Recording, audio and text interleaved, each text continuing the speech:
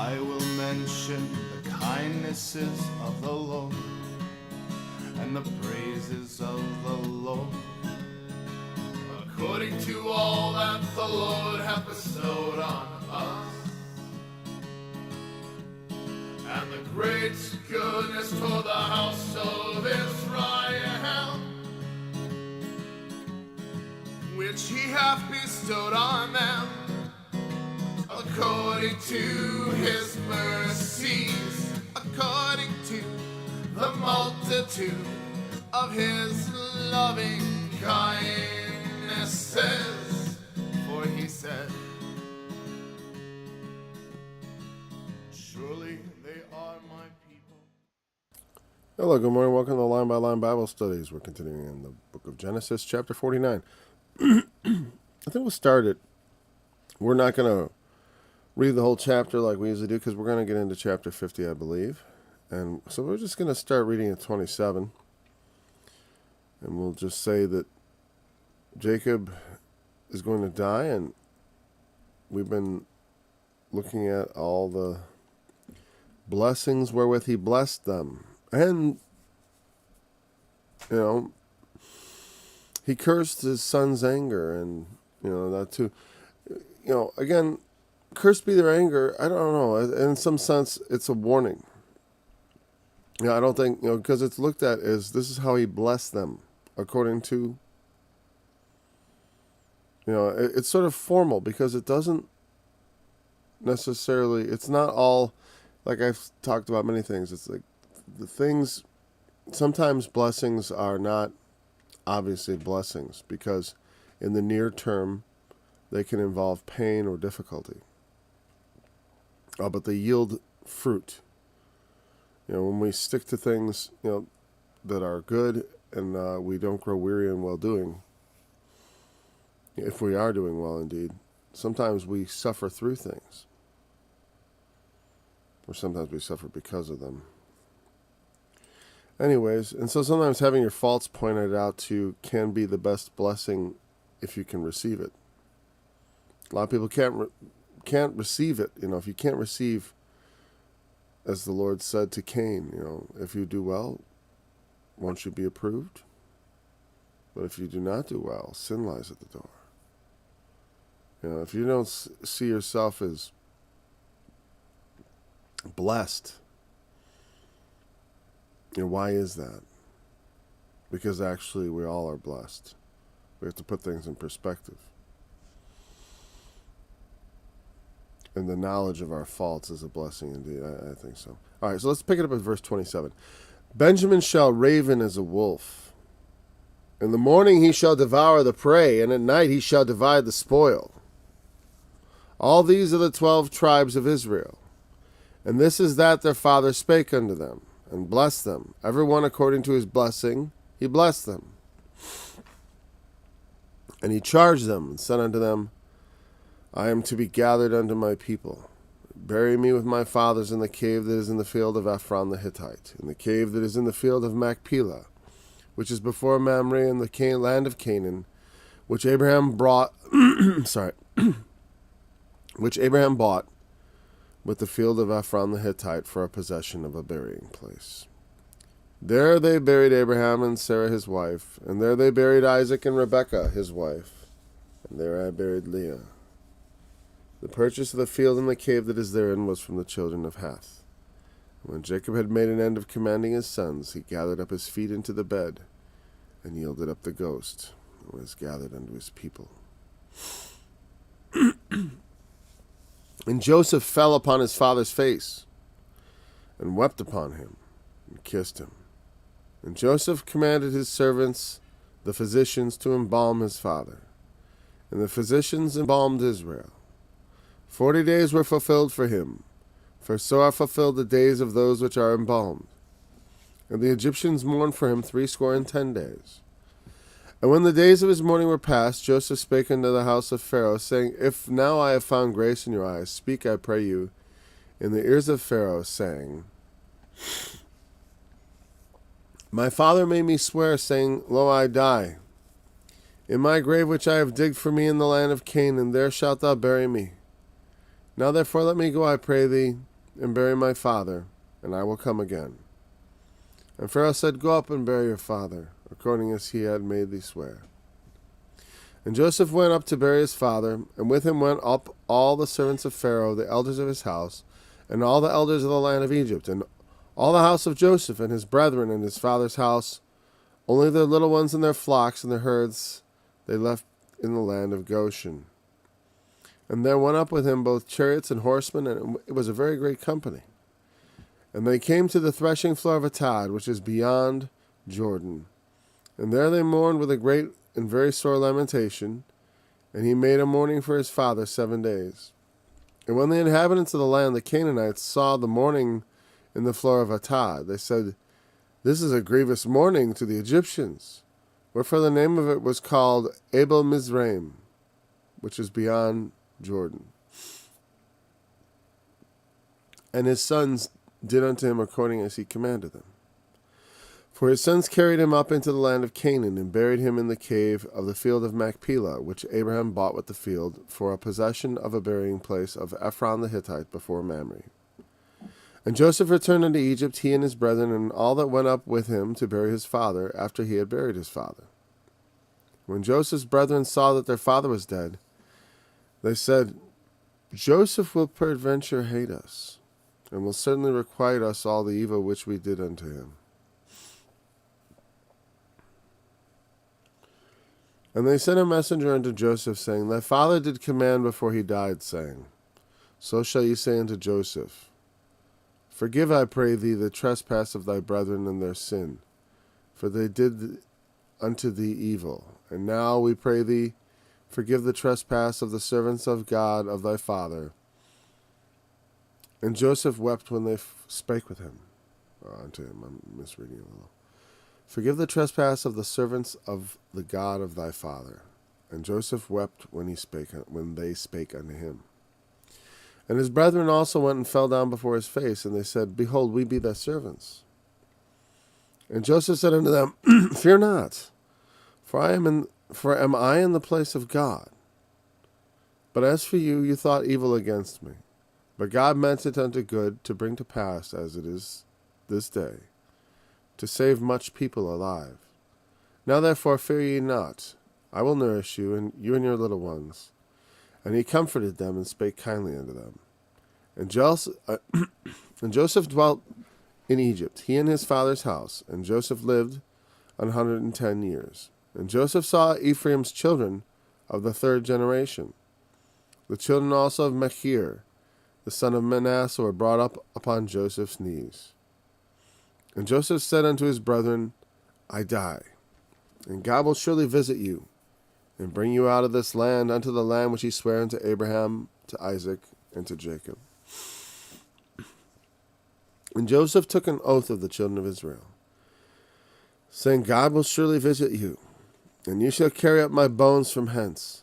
So Joseph died, being 110 years old, and they embalmed him, and he was put in a coffin in Egypt.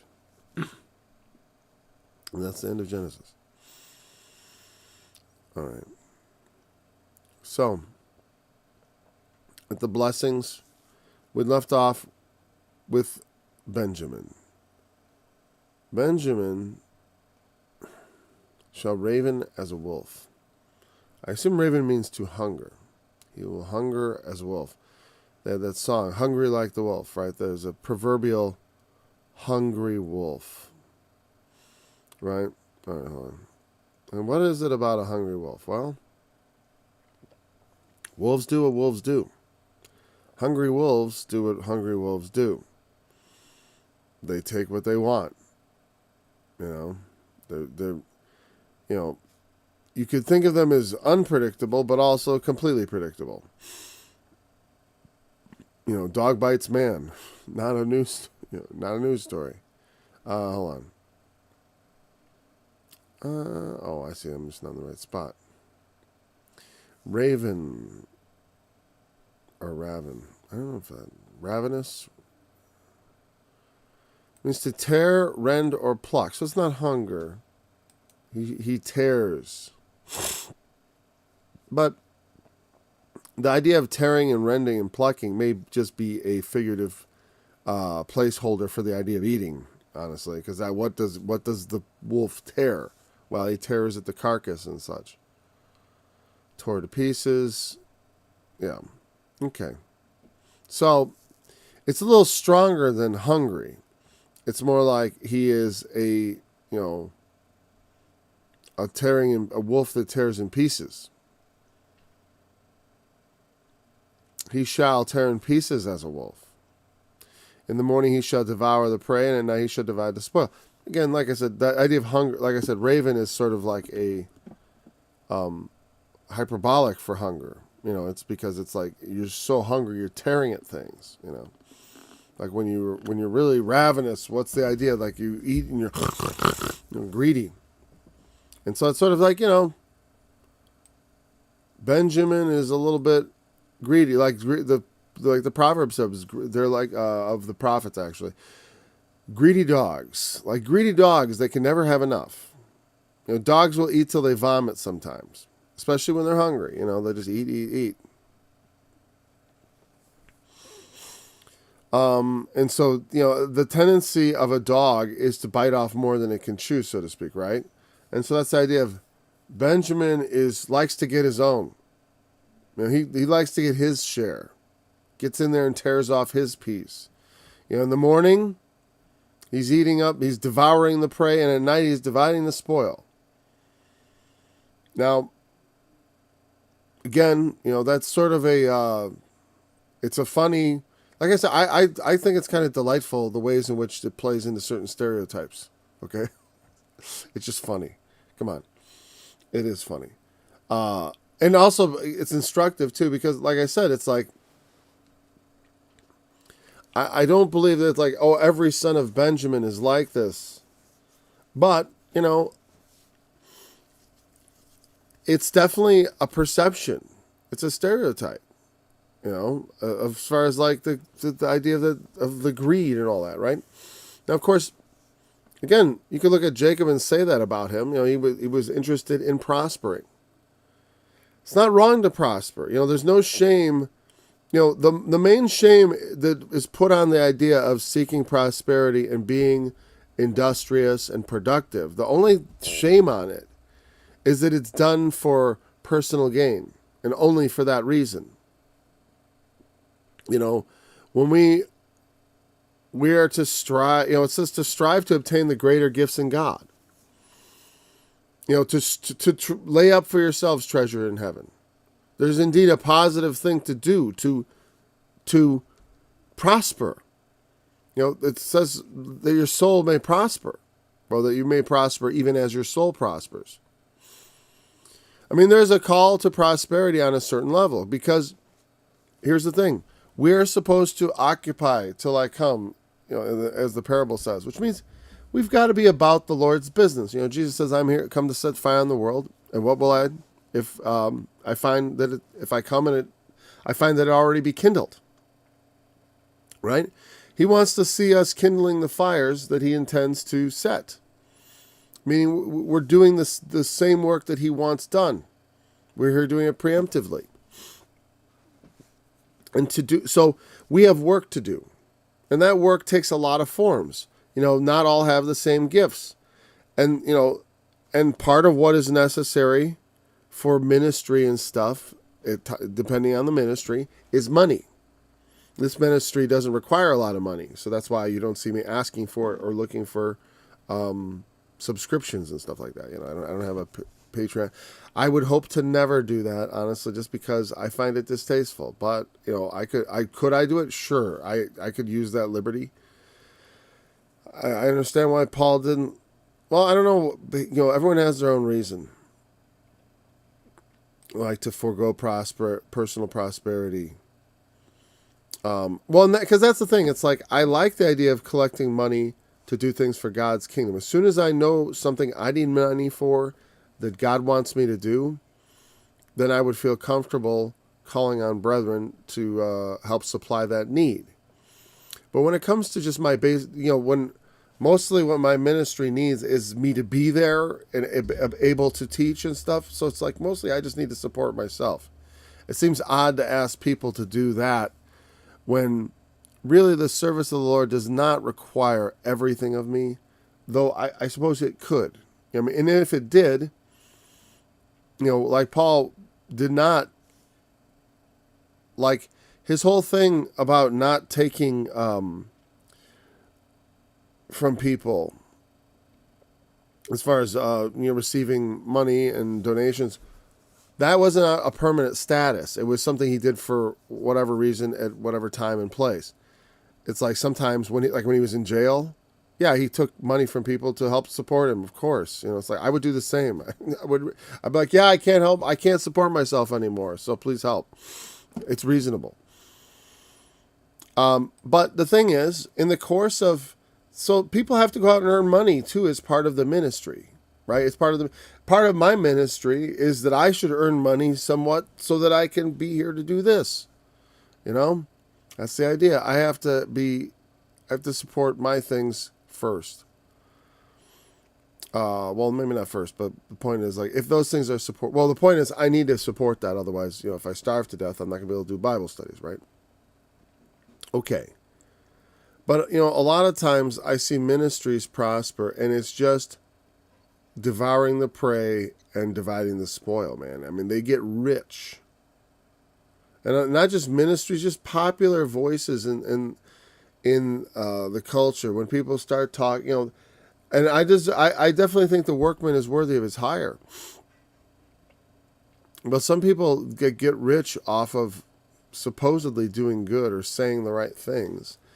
And their personal lives are a mess. And they're unworthy of these gifts. Like, they're not walking worthy. And, for my money, I don't even, there's a certain amount of temptation which you can bear. You should be mindful of that. It's like sometimes I don't want to be blessed to the point where I'm, I would rather be not so fruitful if it means the fruit I have remains. You know what I mean? Because, you have too much. And sometimes you lose track of what's most important. It happens to people. And so people can get obsessed with just the gain. Because we are supposed to be industrious. It's a good thing to go out and do as God has led us to do. Whatever our chosen vocation or profession is. Whatever we happen to be called to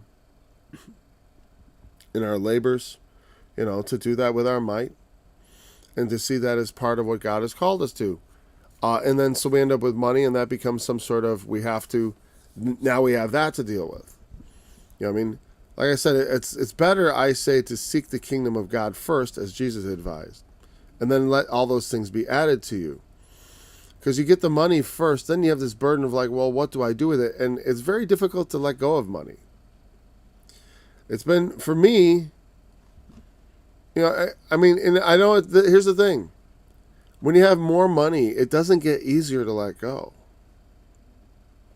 I find it when I have less money, it's easier to let go, oddly. Because I'm like, well, I don't got money anyways. And so, that's why, one of the most impoverished states, which is Mississippi, routinely comes in number one on the charitable giving. Because having more money doesn't make you more likely to give it away. How do you think they got it in the first place? People who give away their money don't get rich. Okay? Right? And can you get rich giving away your money? Oh, well, not just so. Yeah, I mean, you can give away money and still gain. But you have to be doing something else to gain besides, there's no way of giving away money that gets you money. They try to play that out on people as some sort of biblical imperative. Give me your money and you'll get lots of money. That's not how it works. God isn't in the business of making people rich. Though he makes some rich, he makes others poor. And when you're rich in one way, you're poor in the other. As he said, he that is rich in this world is poor in the spirit. Or wait, what was it? But poor in the kingdom of God, I should say. Poor in the things of God. Because often they are a distraction. You become so focused on obtaining wealth and storing it, that like the whole notion of, I'm going to do all this good with this money, it kind of goes out the window. That's why, like I said, in my life, I've sought to seek the kingdom of God first, do that first, and let earning money be secondary to me, so I don't have a lot to worry about hanging on to. It's like, what do I worry about hanging on to money? I can barely feed my family. So I don't have riches to worry about. I'm clinging to them. And I'm thankful for that position. That's why I tell people, that's why I don't set up donations. I don't want extra money. If I have some ministry thing I need to do that God calls me to do and I need your money, you'll hear it from me. You'll hear it from me. I don't want to be like this, tearing off my chunk. I mean, I not that I'm immune to the impulse. I'm immune to the impulse. I have the impulse to grab. I saw it in myself. I've told that story one time when I came up to a toll booth, and it was literally filled almost to the brim with money, because this toll booth got clogged, right? And the good people of we have such good people in so many ways. I mean, man, people are good in many ways. I gotta say, it's all that Christian culture. It's still left over resonating. It's just still, people are so law-abiding. Sometimes it makes me sick, like during the pandemic when there's no law even, but the authority figures say, yeah, do this, do that, and they just, yes, sir. They just do what they're told, right? But I saw but they were just throwing the toll money in. It was clogged, and it was literally filled up with coins. These beautiful people just throwing their money into the broken toll basket. It's not counting it, but they're still, it's obviously, and this is in the days before they had cameras at all the places, so, and they were just good old folks putting the money in, but I saw it and I grabbed a fistful of coins. I did pay it back later. But it was on my conscience for a while, because for a while I didn't, because I was like, what amount, for $4? But people have sold, Judas sold his soul for, what was it, 30 pieces of silver? That's the thing, is like we get so attached, so used to grabbing for things. And we don't necessarily, until you're tempted, you don't know what you've got in you. I'm generally not inclined to be thieving. I don't like to. I got caught once when I was a kid. It left a mark on me. You know what I mean? Wasn't good at it then. I looked guilty as hell. It's like I don't even try. That's another reason. I'm just bad at it. I don't count it particularly virtuous in me, because I'm not good at the whole grabbing thing. And, I got too much conscience about it. I look guilty. I feel guilty. I am guilty. I don't know how to get past that. So it's like not available. A lot of sins are like that. That's why I don't consider myself impressive in my righteousness, because my righteousness is pretty filthy in the sight of God. But, we got to recognize where we're in trouble. And if we're grabbing and holding, if we're exhibiting those stereotypical qualities that people don't like, there's a reason it's a negative stereotype. It's not unique to any race of people. But, like I said, but oftentimes with greater gifts comes a greater potential for a fall. That's why, like I said, I believe if you look at the Jews, they're very blessed of God in their intellect. Just like with Jacob, he was clever. It's like Joseph, very clever. Just like Daniel, Solomon, wise, clever people, blessed. But that blessing can go bad. It can, sometimes you need to snatch at things. Sometimes you need to grab, seize the day, carpe diem, right? You got to seize the moment sometimes. But sometimes you need to not be so grabby. And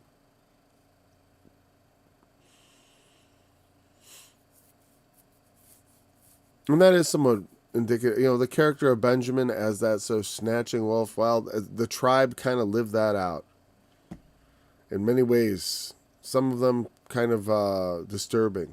like the incident with the priest and his concubine and them raping her to death, those Benjamites.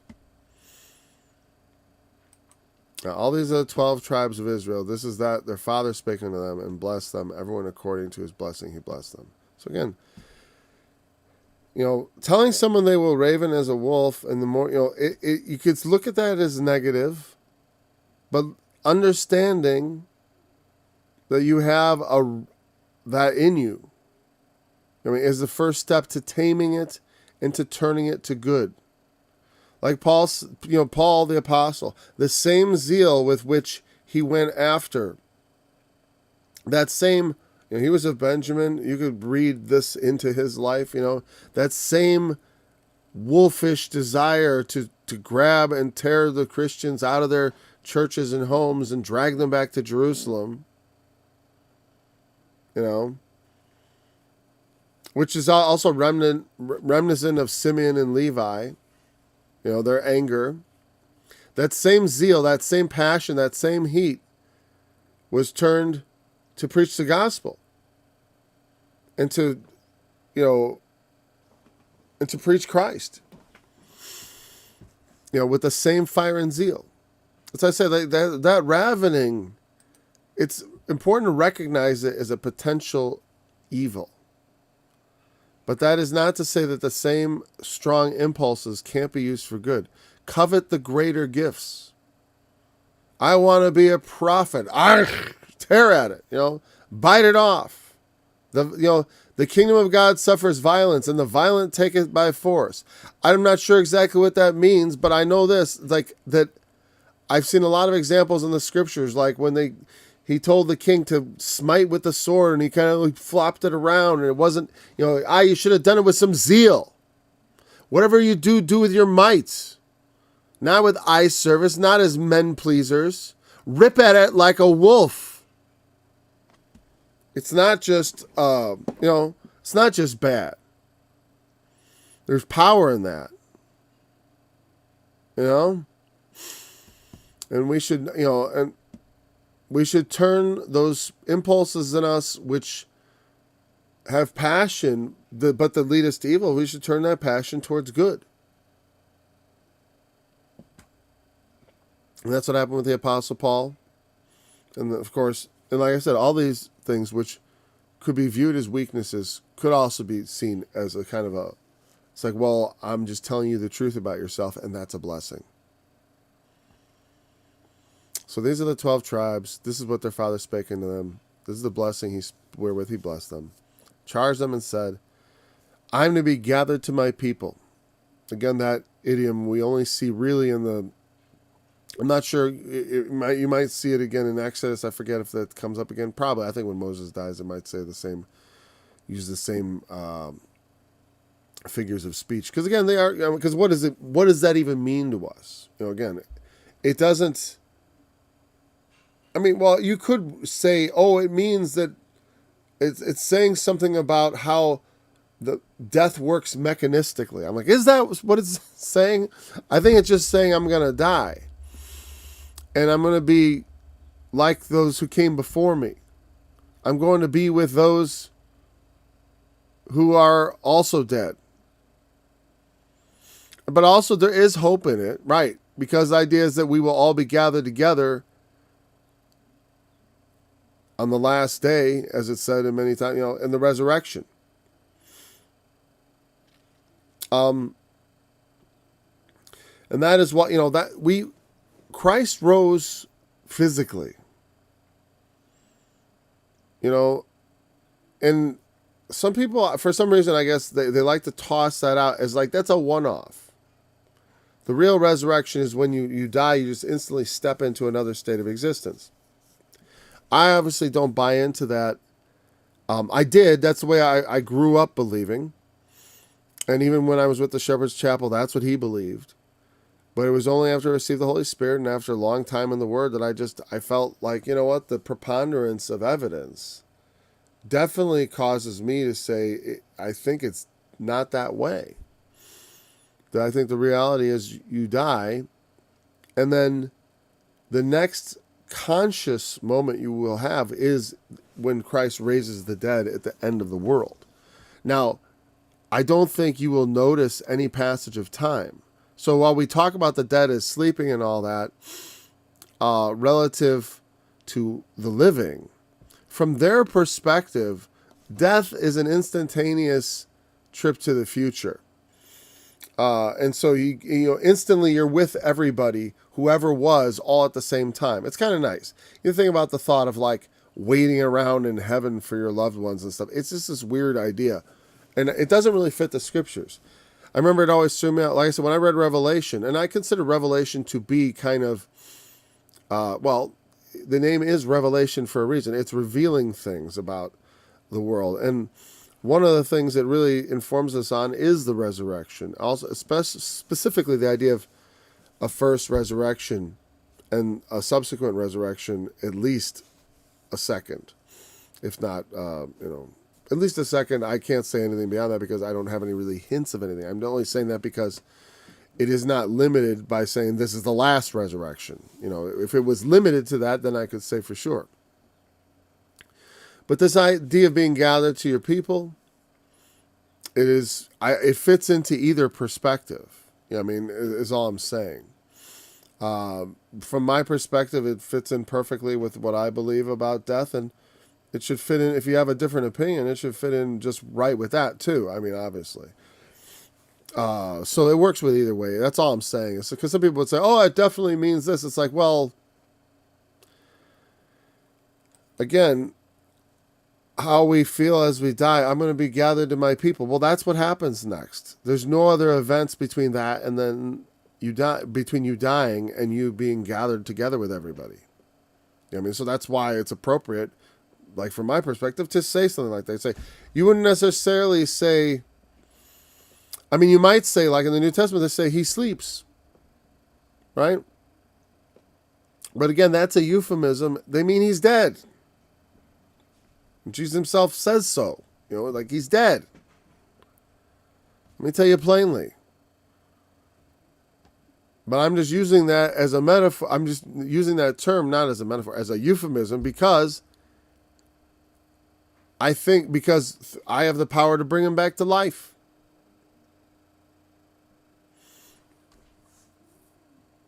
And again, his perspective is bury me with my fathers. I'm going to be gathered with my people. Bury me where they're buried. There is not this sense that the individual is necessarily separated from his body. Though we do see disembodied spirits somewhat in the Old Testament, don't we, right? But those are very specific incidences. With, I'm thinking of the Witch of Endor, where we're talking about the occult. So we don't necessarily know whether we should trust what is seen. That's one of the things is like, depending on what you're seeing, people say, oh, you got to believe the Bible, everything in it, and take it all literally. What about that seance that they had where they summoned up a spirit? Am I supposed to take that as like, oh, go and do thou likewise? Well, no. It's like, yeah, it's a true report, of course, of what happened. But the point is what happened something worthy of imitation? Do I need to look to it as a truth-telling event? Maybe I do, maybe I don't. But the point is I have to ask those questions. So he wants to be buried in the cave that is in the field of Ephron the Hittite. We remember back when Abraham bought that place. They were going to give it to him, but he bought it. And it seems like Jacob is relaying the information very specifically here. He mentions the cave, the place where it is, the cave that is in the field of Machpelah, which is before Mamre in the land of Canaan, which Abraham bought with the field of Ephron, the Hittite, for a possession of these in the children of Heth. He mentions also again, probably because again, he says the purchase of the field and the cave there was from the children of Heth. There should be some sort of record among them that it belongs to us. I want to be buried there. And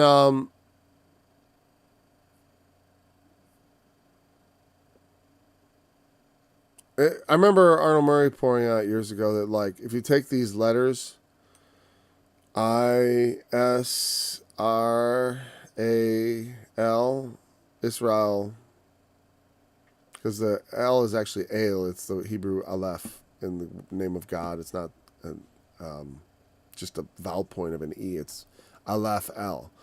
So that is the initials of all those things form the acronym, which is Israel.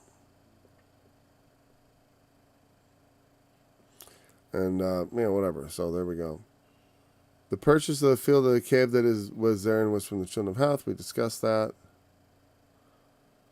And when he ended of commanding his sons, he gathered up his feet into the bed. He pulled his feet up into the bed and yielded up to go. I wonder why that's mentioned. I mean, if that, I guess, was he sitting on the bed? And then he got into bed, I guess. It's just interesting that that's thrown in, that detail. I guess that's maybe their way of saying he laid down in the bed because perhaps his feet were on the ground. I don't know. And then he yielded up the ghost and was gathered unto his people. And he died. And again, you could look at that. You could take that very literally and say, like, okay, that means his spirit went out, and that spirit then went off to be with the people, while the body went off to be buried with his fathers.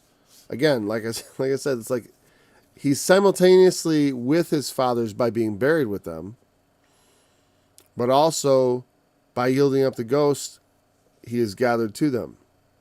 And like I said, when Jesus gave up the ghost also, but it is written then that his soul was not left in hell.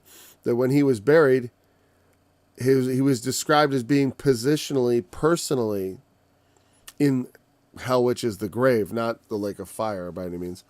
It is the grave in that instance, because it's the that hell would be Sheol, not Gehenna, which is a very different description, which would answer to the Hebrew Sheol, which is the grave, Hades. Did I say? I probably got the words mixed up a little, but anyways. So, it is. I do think the idea of yielding up the ghost definitely on the surface sounds like it's like, well, that kind of contradicts. There's a lot. Like I said, when you look at all the scriptures in this subject, and you're not just trying to prove one way or the other. I think the reason it took me so long because I had a way I wanted it to be.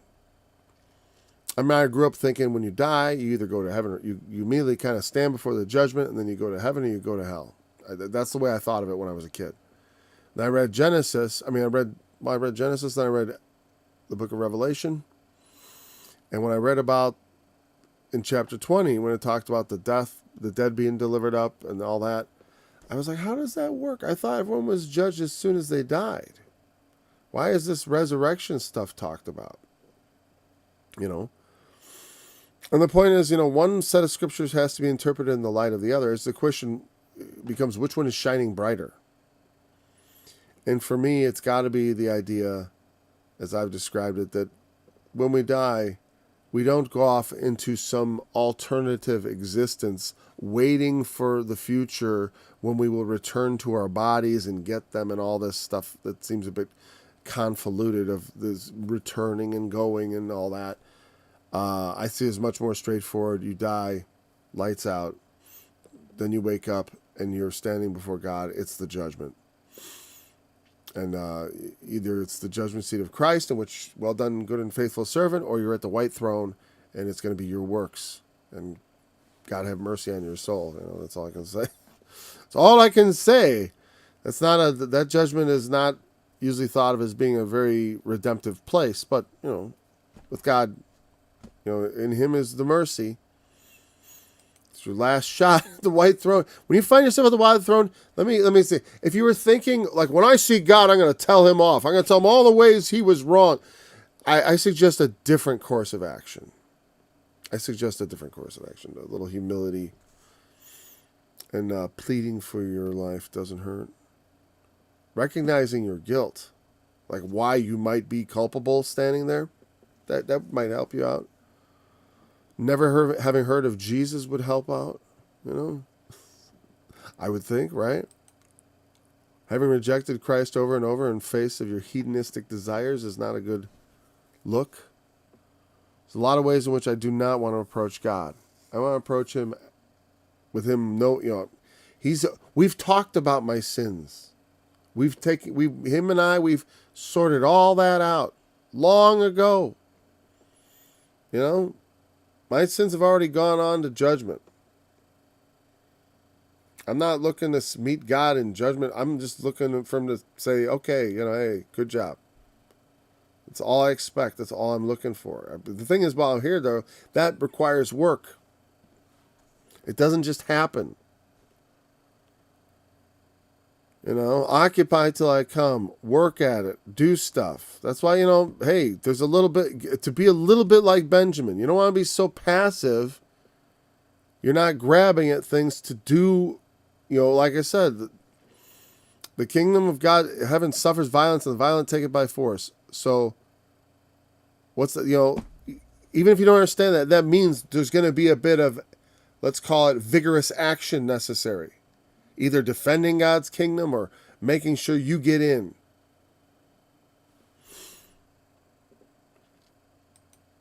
That's the point. It's like, I'm saved by faith, but that doesn't diminish my vigor. That doesn't diminish my zeal. Why would that happen? To me, that's the answer of a bad conscience. If thinking you're saved by faith destroys any motivation you have, you're not going at it with the right mindset. You think of faith as like an insurance policy, a get-out-of-jail-free card. It's not. It's not just I believe in God, therefore I know the set of facts and those magically save me. Faith in God means keeping faith with God and believing him. And he's got a lot to say. But much of it you know. He hath shown thee, O man, what he requires of you, to do justly and to love mercy and to walk humbly. You get those things, you start off thinking along those lines, and then you conscientiously follow that, using the scriptures as a guide, along with, like I said, and also, like I said, there's context to scripture, so don't be like, expect it to just be like stereo instructions. It's not.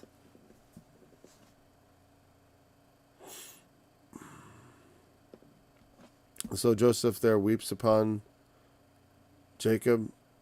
The father, he only sees him for a few. It's obvious from this, it seems to me, that the 7 years of famine are still ongoing. So from the time he returns to Egypt to bring the family and see his family delivered from this famine and to see his son restored, their time together is very brief. Joseph, like I said, he's still very much at the, and you can see through this that he's still very much a slave. Technically, he's a slave. He can't just come and go. He can't just quit his job on Pharaoh. He's there. If he fails at his job, he's probably executed. I don't know. But it's like, it's not like just, go out. He can't even go to a funeral without asking permission.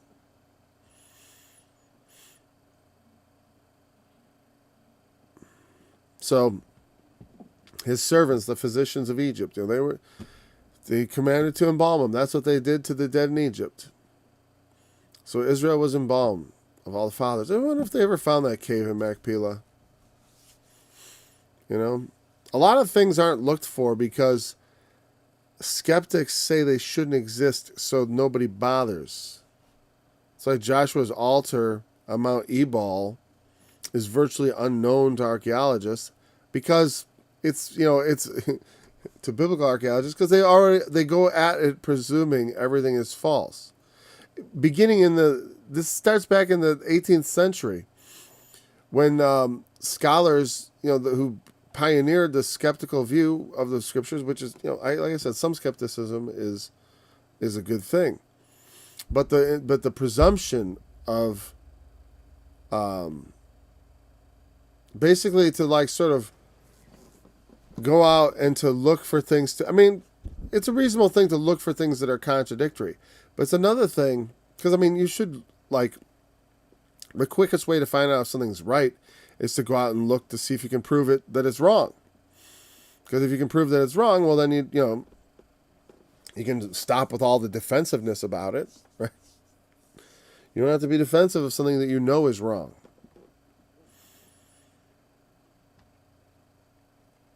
Right. 40 days were fulfilled. That's how, I guess there was a 40-day process to embalm, and they mourned for him 70 days. So 40 days, 70 days. Interesting, because we talk about generations as being 40 years and 70 years. Those are often, and also 120 years, depending on how you're looking at the idea of a generation. And when because the 40 years is from birth to maturity, 7 years is from birth to old age, and you still have some time there. And of course, to 120 is a maximum age generation. Thinking in terms of the maximum lifespan of someone born in that generation is about 120 years.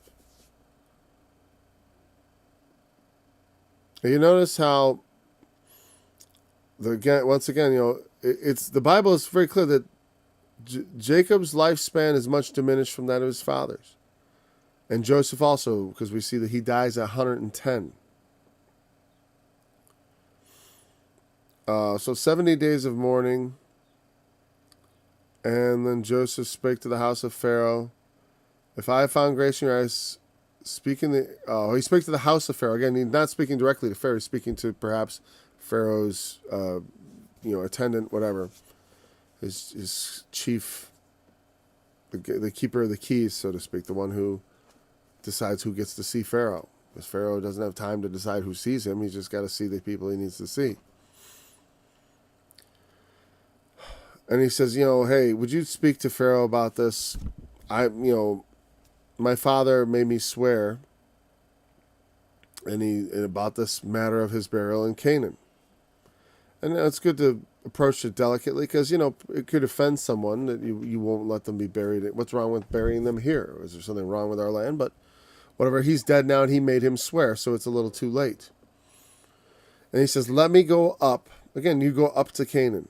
It's not just because on a map it's north, and we put our maps oriented with north up. It's because geographically, as far as elevation, the trip to Egypt is a trip down elevation. The trip to Canaan is a trip up. You go up to Canaan and down to Egypt between those two countries. So they go up. So he says, let me go up. I pray thee and bury my father, and I will come again. He's promising, I'll come back. Let me go. Different than when Moses comes and says, let my people go that they may worship me in the wilderness, right? A little very different. But he promises to come back because he's not truly free. He has to ask permission to go, and he has to promise to come back. Pharaoh makes a great use of him. He's a very important person, but also very necessary. And of course, Pharaoh gives him permission because he has every ounce of trust in Joseph, I suppose, that you could put in a man. Because he's led him unerringly through this great crisis. The dreams and the famine and all that came about just as he predicted. So, he has utter pleasure in him and utter satisfaction, let's say, in his service. And certainly is willing to grant him. And that's the thing, is when you put in good service, whether it be, like I said, whatever you do with your might. Even when you're working your job, you don't like your job, do the best job you can. And men will reward you. And if they don't, the Lord will reward you. And sometimes just hard work in doing a good job, you got to do it because, and this is the chief reason to do it, because that is what ought to be done, as unto the Lord. And in that you can have pleasure because you please God. Even if it's not recognized by men, it is recognized by God. And to always take that level of, the word we usually use is pride in your work, but it's not really pride. But it's like as though you were proud of it. You do it hard. You do the job as though it was something that made you puffed up, right? Like I do it. You do a good job, but maybe not because it puffs you up, but just because doing a good job is what God requires of us. And that pleases him, and therefore it pleases us. That's as it should be. So I said, we don't just, We don't just kind of passively go into salvation. We go into it actively. We go at our faith with vigor, with vitality. You know what I mean? With as unto a living faith, as unto a living God, as one who is indeed laying up treasures in heaven. You know, like I really think I'm working hard and making investments in my future. Yes, I want to tear off a bit for myself, of course. If I'm not there to enjoy it, what's the point? I mean, I can care for other people, but if I'm not there to see the fruit of my caring, to see them prosper and alive, what's the point? If I can't know my hard work paid off, it's kind of, it's a little not disappointing, but it's like it doesn't have that satisfaction. So the elders of the house, all the elders of Egypt, Joseph went up. Pharaoh's servants, the important people came along for this funeral because Joseph's a very important person. He's honored and respected. Egypt seems to have a kind of a, I don't know if it's not egalitarian, but there's a certain amount of tolerance of cultural diversity. Not cultural, I should say. Egypt, its culture is Egypt. But certainly him being of another people, another race is such a weird word because honestly, the Romans looked at themselves, their city-state, as their race. Everything outside of that was foreigners and lesser men. You know what I mean? And it has very little to do with any real differences between us other than in-group, out-group. But some in-groups are open to outsiders more than others. And the Egyptians certainly could take in outsiders, but they would become Egyptian. And you see in many ways Joseph's taken on a very Egyptian aspect. He's having his father embalmed according to Egyptian custom. He himself will be embalmed as the custom. They left the children behind. That's kind of, for some reason it seems ominous to me. It's like, yeah, it's kind of hard to get out of Egypt once you get down there, right? You can go back for a visit, go back to Canaan for a funeral, but how are you going to get your flocks and family back there? Not anytime soon, because Joseph serves Pharaoh. Not anytime soon, because the brothers need Joseph to survive. So they kind of need Egypt, and Egypt kind of needs them. So all these, a great company for the funeral of Jacob. And they came to the threshing floor of Atad. This is, as far as I know, the first mention of this, which is beyond Jordan. And there they mourn with a great mourning. Again, a threshing floor is a large open place that would be flat. So you could beat out the grain and separate it from the rest, separate the grain and do the threshing business, right? Threshing floor of Atad. Oh, come on. All right, let's see. Oops. We're already in the next chapter, right? Oh, I wanted to look it up on my Bible collection because this is going to be a faster way to determine. I don't think we heard of Atad before. Or Atad. It's just a tad. Nope. It only occurs twice in the whole Bible, right here in chapter 50. So I'm assuming it's geographically close to that cave in Machpelah, which is before Mamre, right? It's got to be close to there because that's where he wants to be buried. So the mourning takes place at this threshing floor of Atad. When the Canaanites saw the mourning in the floor of Atad, they were like, "This is a grievous mourning to the Egyptians." Because this is just, to them, this is all just an Egyptian thing. They didn't understand, because the contingent, there were probably more Egyptians present at this funeral than there were of the sons of Jacob, which is normal at a funeral. I've had some family members who were pretty, who were public figures, and even ones who were not.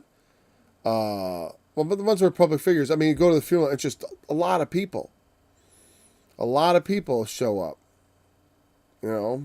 political figures, but all kinds of people they worked with and stuff. Some people have an outsized effect on life. They touch a lot of people's lives, and their funerals are a big deal. And so a lot of people, when you see a lot of people, wow, it's a great mourning, meaning this is there's been some great loss in Egypt. And not really, because they don't really know Jacob. But Joseph has earned so much respect that, for his sake, they come for the sake of, because he's the savior of Egypt. So they honor his father for his sake. They're not really mourning anything at all. As far as the Egyptians themselves.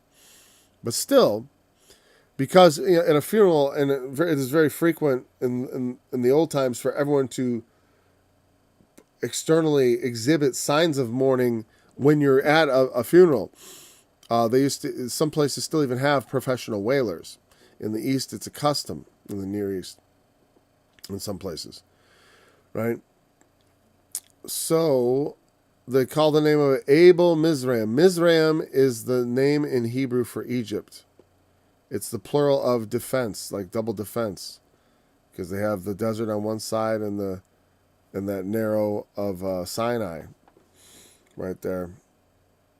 Or is that what it's called? No, that's the Sinai Peninsula. There's like marshes and stuff.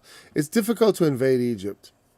They've got a lot of geographical advantages there. That's why it's such an ancient place that has had, that has nurtured civilizations for God knows how long. Abel Mizraim. You notice the name Abel in there.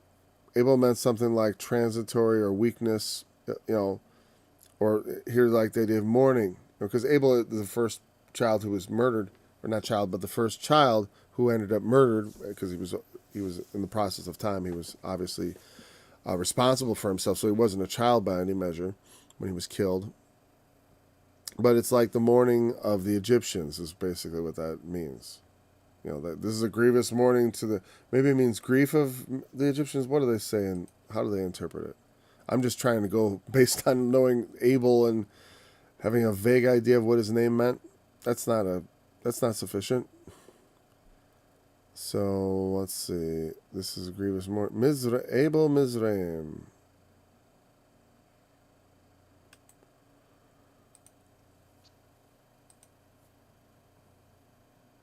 Meadow of Egypt. That seems weird.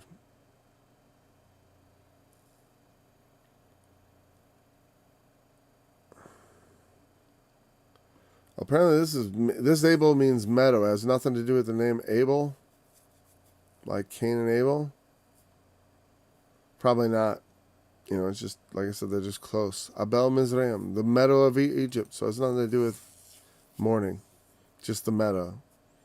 The threshing floor, they called it the meadow of the Egyptians or whatever. So his sons did as he had commanded them, and he carried him into the land of Canaan and buried him in the cave of Machpelah, which is Abraham bought with the field for the possession of a burying place of Ephron the Hittite before Mamre. And so then they returned to Egypt, he and his brethren, and all that went up to bury the father. The whole funeral returns. And when the brethren see this is the final act, they're a little worried that Joseph's going to take revenge. But obviously we see that they're wrong. He's forgiven them. He forgave them long ago. In fact, he'd already reconciled to himself to it by the time he reveals himself to them. Because one, he already looked and saw that they had conscience of what they had done. That they were sorry and they had eaten at them over the years. While he, though it was hurtful when he was kidnapped, he's prospered. And not only that, he's in a position to save them all. And he had the dreams about them all bowing to him. And he knew that this is how that all came to be, and that the dreams were of God. So he said, how can I hold you guys responsible for doing this, or hold you guilty when I know that this is the Lord's doing? Sometimes that's a tough pill to swallow. Not for Joseph. He seems to be a very humble man who's able to swallow this kind of a thing. Because, having that much of your life taken away from you being able to direct your life. In fact, his whole life is basically spent as a slave. But he's completely reconciled to it. Because he's not just any old slave, he's the greatest slave in all the land. It's with the influence, if not the power, to save them. And influence over Pharaoh, and from Pharaoh already the power to save them. And influence to get virtually anything he wants or should need. So they come to him and ask him formally for forgiveness, which is a good idea because it had never been done before. He has already forgiven them. Remember, they were speechless when he revealed himself to them. And then they wept and they were, but they didn't really broach the subject again, at least not formally in the scriptures. There's no point where they say, forgive us. He just says, I forgive you, and I'm your brother, and it's all shocking. So, they could see other motivations. They wanted to see his father again and all that. It's like maybe now that dad's dead, hey, when he was young, we hated him. We treated him like garbage. Then we sold him into slavery. And he's been an Egyptian for over 20 years, and we haven't known this guy. And now he's been reunited with Dad, and Dad blessed him and all that. And boy, he cursed half of us. And they may be looking at this situation and saying, man, and again, I thought when I read it, I'm like, did they make that up about when they say, thy father did command before he died, so shall you say unto Joseph? Did they make that up? And in some ways, I suppose Jacob has it coming. It's not the worst lie in the world. Like Dad said, you should forgive us. It's not the worst lie in the world. It's better to make peace. I'd hate to be in the position of lying on my own behalf to get someone to forgive me. That's pretty low. But again, they're thinking not only of themselves, but of their wives and of their little ones. Vengeance can go quite far. It can be them and their children and their wives and everything. And he just takes it all in for him and his kids. People have done such. They kill their brothers off and kill their siblings off and to secure themselves. I said getting richer doesn't make people kinder. Doesn't make them more likely to give money away. Doesn't make them more likely to be understanding. It's its own challenge. He might hate us and will repay us. That's what requite means. All the evil which we did unto him. They knew there was like, hey, that was some evil he endured because of us. And yeah, it came out all right. But why shouldn't there be payback? And in a sense, they're right. They recognize the fact they deserve to be repaid for what they did to him. They deserve to lose 20 years of their life in servitude, to be ripped away from their families and from everything they loved and cared about. That's what they deserve. They did it to him without mercy. So they know they deserve it, and that's probably what makes Joseph perfectly willing to forgive them. And it certainly does go a long way. When you have to forgive someone, it's hard. Their willingness to go all the way, to completely admit full culpability for what they've done. When they asked forgiveness, Joseph wept because he was touched at their care, but he did not hold it against them. In many ways, it's like, I remember growing up, I had half siblings, and I always felt like that there was somewhat of a dislike from some of them, not all of them. But I felt it because, and how could there not be? It's like, I realized it's like, oh yeah, well, my mother was the second wife, and I was the golden child, and they were like, messed up kids who needed discipline. And when you're putting that kind of a situation around kids and in their heads, you're going to provoke envy. That's why one of the things I strove to do is to not provoke envy. I never felt resented, thankfully. But there were little things, depending, and especially the ones that were closer to me. I felt a little bit of, and it probably came from the pain of having, see, and again, like I said, a lot of times my older kids think I'm much kinder with the little ones and a more, not necessarily a better dad, because they're actually critical. Maybe not, not the dad that they remember. And there's that too. Because, yeah, well, when your dad's 20, he's not the same man when he's 30 or 40 or 50. It's just different changes in people's lives. So you don't want to provoke that. There's enough, when you have these dynamics of these weird family situations, not weird, but, non-standard family situations, you understand that it's not easy to make peace in those situations. But the more conscious you are of it, well, the more opportunities you'll have to try to make the right decision. To at least, because I'll tell you, I'd rather have tried to direct my family and failed in some capacity than just have let things go because I didn't care and just hope for the best. Because, I do think that you get better results by trying than you do by just leaving things to random chance, for sure. But trying doesn't give you any guarantee that you're going to get the results you want. Just because you tried hard doesn't mean you're going to get what you want. We don't always analyze things properly. We don't always bring the right strategy to bear. Well, Joseph promises to nourish them, to feed them. God meant, you thought evil against me, but God meant it to good. And so that's what I'm going to live out what God wanted in him. He suffered you to do those things, but also to save you. And all of us have things we regret. Joseph he comes off pretty good, but who knows in his life what his regrets were. So he dwelt in Egypt, him and his father's house, the rest of his brothers. He saw Ephraim's children to the third generation, which is it's a lot. So they were having children early. Joseph is a fruitful bough. And that's just kind of like a fulfillment of that. He had a lot of children, grandchildren, great-grandchildren, great-great-great-grand. I guess that's great-great-grandchildren he would have seen. No, wait, children. Ephraim's children to the third generation. Well, to me that's like, if Ephraim is considered the first generation, then it's great-grandchildren. And 110 definitely means that. But you could see great-great-grandchildren. If you live to 110, you could easily see your great-great-grandchildren. My great-grandmother almost did. My great-grandmother died at 96, my wife was pregnant.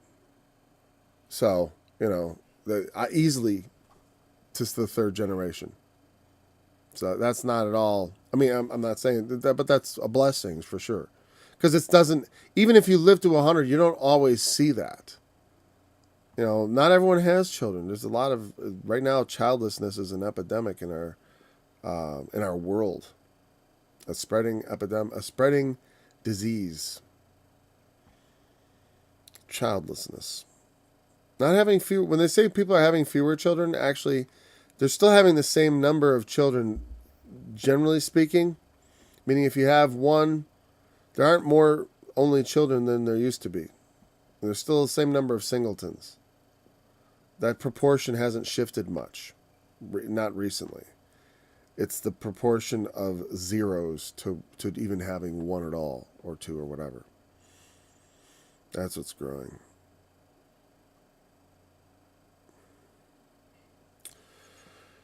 So, as you can tell, I'm committed to finishing this. Let's see. I die. I will surely visit you. Oh, God will surely visit you and bring you out of this land. Notice that from now, God's going to be silent for a while. That's what a lot of history is. Not necessarily to every individual, though. Among their descendants, there are going to be people who are going to be living in communion with God. But not all that gets written down. Miracles are kind of like commonplace yet rare. Like very many people have experienced them, but they happen so rarely, even in any one person's life. So he died at 110, and they had, making them promise to carry his bones out. And of course, in the Exodus, they specifically mentioned they carried out the bones of Joseph. I don't know what happened to the other patriarchs. Maybe they were brought down. Maybe they're buried in Egypt. I'm not sure. So we'll find out. Well, perhaps in the kingdom to come. Well, that concludes Genesis. So there we go. Not sure what we're going to do next, but we're going to do it next week. So we'll find out. I'll find out too, hopefully. All right. Until next time, thanks for joining me. See you next week. I will mention the kindnesses of the Lord and the praises of the Lord, according to all that the Lord hath bestowed on us, and the great goodness toward the house of Israel, which he hath bestowed on them, according to his mercies, according to the multitude of his loving kindnesses. For he said,